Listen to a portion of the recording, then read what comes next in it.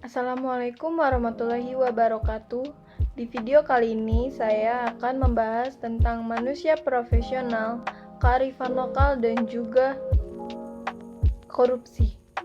Jadi, untuk video pertama kita akan membahas tentang manusia profesional.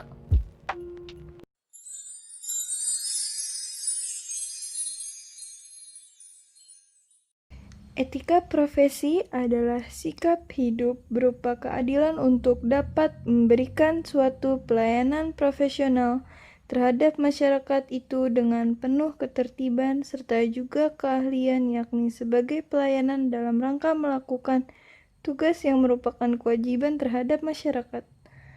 Etika profesi atau juga kode etik profesi ini sangat berhubungan dengan bidang tertentu yang berhubungan dengan masyarakat atau juga konsumen dengan secara langsung. Konsep etika profesi itu harus disepakati bersama oleh pihak yang berada di ruang lingkup kerja. Etika profesi ini berperan ialah sebagai sistem norma, nilai, serta aturan profesional dengan secara tertulis yang dengan tegas menyatakan apa yang benar atau baik, serta apa yang tidak benar atau tidak baik bagi seseorang profesional. Dengan kata lain, tujuan dari etika profesi ini ialah supaya seorang profesional tersebut bertindak sesuai dengan aturan serta juga menghindari tindakan yang tidak sesuai dengan kode etik profesi. Etika profesi juga memiliki fungsi. Fungsi etika profesi diantaranya sebagai berikut. Yang pertama, sebagai pedoman bagi seluruh anggota profesi tentang prinsip profesionalitas yang ditetapkan. Kedua, sebagai sebuah alat kontrol sosial bagi masyarakat umum terhadap profesi tertentu. Ketiga, sebagai sarana untuk dapat mencegah campur tangan dari pihak lain di luar organisasi terkait hubungan etika di dalam keanggotaan suatu profesi. Selain memiliki fungsi, etika profesi juga memiliki tujuan. Tujuan dari kode etik profesi diantaranya sebagai berikut. 1. Untuk menjunjung tinggi martabat suatu profesi. 2. Untuk menjaga serta juga mengelola kesejahteraan anggota profesi. 3. Untuk dapat meningkatkan pengabdian para anggota profesi. 4. Untuk membantu meningkatkan mutu profesi. 5. Untuk meningkatkan pelayanan profesi itu di atas keuntungan pribadi. 6. Untuk menentukan standar baku bagi profesi. 7. Untuk meningkatkan kualitas organisasi menjadi lebih profesional dan juga terjalin dengan erat. Etika profesi juga memiliki prinsip. Prinsip-prinsip dasar yang melandasi pelaksanaan etika profesi diantaranya sebagai berikut. 1. Prinsip tanggung jawab. Tiap-tiap profesional itu harus bertanggung jawab terhadap pelaksanaan pekerjaan dan juga terhadap hasilnya. Selain dari itu, profesional juga bertanggung jawab atas dampak yang mungkin terjadi dari profesinya bagi kehidupan orang lain atau juga masyarakat umum. Yang kedua, prinsip keadilan. Tiap-tiap profesional itu dituntut untuk mengedepankan keadilan dalam menjalankan pekerjaannya. Dalam hal tersebut, keadilan itu harus diberikan kepada siapa saja yang berhak. Yang ketiga ada prinsip otonomi. Tiap-tiap profesional itu mempunyai wewenang serta juga kebebasan dalam menjalankan pekerjaannya sesuai dengan profesinya. Artinya, seseorang profesional tersebut berhak untuk dapat melakukan atau tidak melakukan sesuatu dengan mempertimbangkan kode etik profesi. Yang terakhir ada prinsip integritas moral. Integritas moral ini merupakan kualitas kejujuran serta prinsip moral dalam diri seseorang yang dilakukan dengan secara konsisten dalam menjalankan profesinya. Artinya, seseorang profesional tersebut harus memiliki komitmen pribadi untuk dapat menjaga kepentingan profesi, dirinya, serta juga masyarakat. Etika profesi sangatlah dibutuhkan dalam berbagai bidang, khususnya bidang pemberian jasa layanan hukum. Kode etik ini sangat dibutuhkan dalam bidang demikian karena kode etik tersebut dapat menentukan apa yang baik dan yang tidak baik, serta apakah suatu kegiatan yang dilakukan oleh praktisi atau profesional hukum itu dapat dikatakan bertanggung jawab atau tidak, atau benar secara etis atau tidak. Jadi setelah kita sudah membahas tentang manusia profesional. Selanjutnya kita akan membahas tentang kearifan lokal.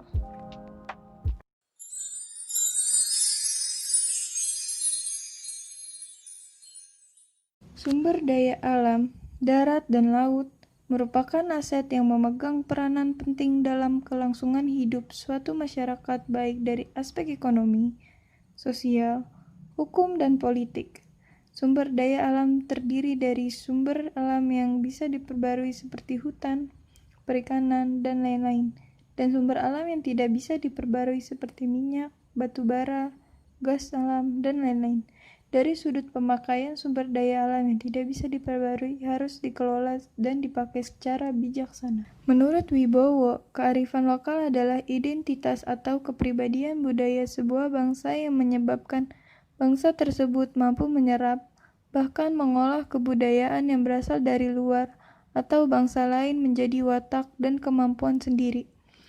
Identitas dan kepribadian tersebut tentu menyesuaikan dengan pandangan hidup masyarakat sekitar agar tidak terjadi pergeseran nilai-nilai.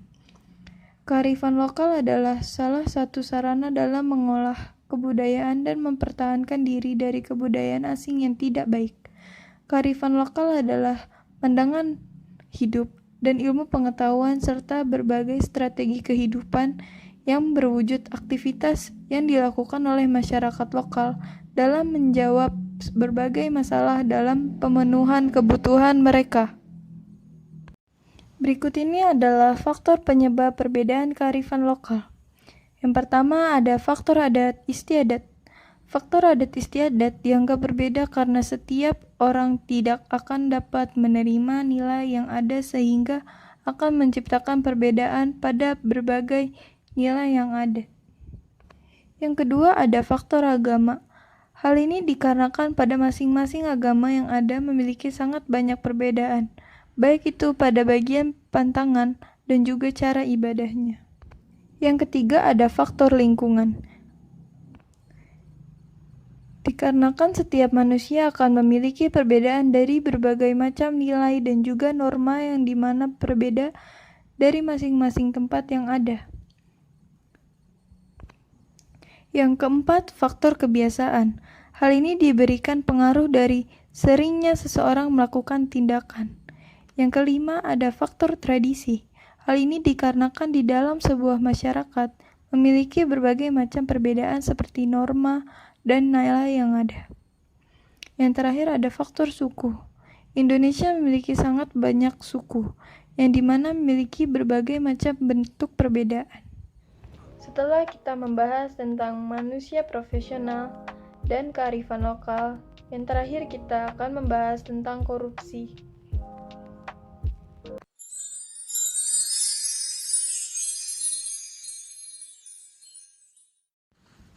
Korupsi berasal dari kata corruption, bahasa Latin atau berdasarkan Webster Student Dictionary dari kata corruptus. Corruption berasal dari kata Latin yang lebih tua, yaitu corrumpere, dan dikenal dengan istilah corruption, corrupt bahasa Inggris, corruption bahasa Perancis, dan corrupti atau corrupti bahasa Belanda. Jika diartikan secara harfiah, kata korupsi diartikan sebagai kebusukan, keburukan, kebejatan, ketidakjujuran, dapat disuap, tidak bermoral, dan menyimpangan dari kesucian. Beberapa pengertian korupsi dapat dijelaskan menurut Muhammad Ali tahun 1993, yaitu yang pertama, korup adalah busuk, suka menerima uang, suap, sogok, memakai kekuasaan untuk kepentingan sendiri, dan lain sebagainya. 2. Korupsi adalah perbuatan busuk seperti penggelapan uang, penerimaan uang sogok, dan sebagainya. Ketiga, koruptor adalah orang yang melakukan korupsi. Korupsi memiliki beberapa bentuk.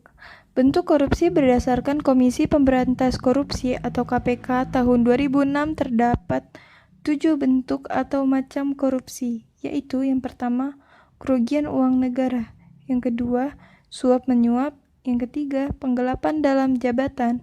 Yang keempat, pemerasan. Yang kelima, perbuatan curang.